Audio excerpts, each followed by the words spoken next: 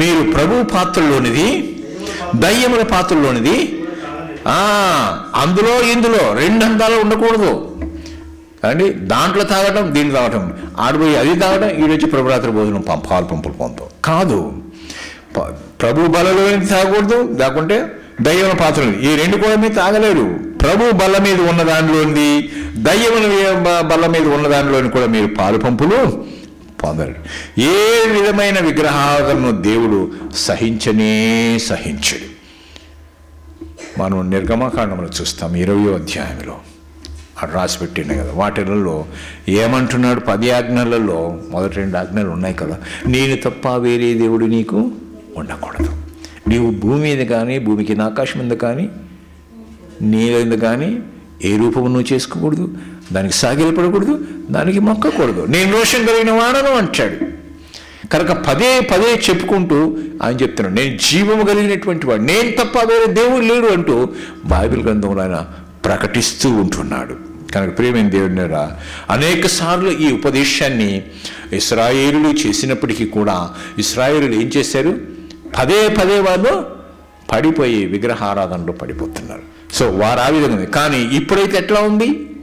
ఇప్పుడు అన్నీ తెలిసినటువంటి వారు, అప్పుడు తెలిసి పడిపోయారు. ఇప్పుడు మనం అన్నీ తెలిసినటువంటి వారు, చేస్తే ఇది అవుతుంది అని తెలిసినటువంటి వారు ఇప్పుడు మనం ఏం చేస్తున్నాం?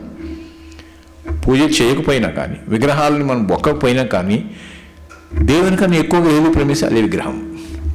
అది వ్యక్తి కావచ్చు, అది వస్తువు కావచ్చు, అది ఉద్యోగం కావచ్చు, అది బ్యూటీ పార్లర్ కావచ్చు, నువ్వు ఏదైనా కానీ దేవుని కన్నా ఎక్కువ దేన్ని ప్రేమిస్తే అది విగ్రహారాధన.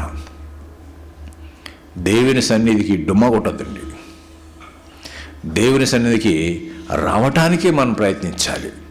దేవుని సన్నిధిలో ఉండే సంతోషం, శాంతి, సమాధానం మరి ఎక్కడా దొరకదు. కనుక దేవుడు పదే ఆ ఇజ్రాయేల్ ఏం చెప్పినట్టే అన్ని దేశంలో ఉన్నటువంటి జనుల యొక్క అన్ని విగ్రహాలను కూడా ఏం చేయమన్నాడు?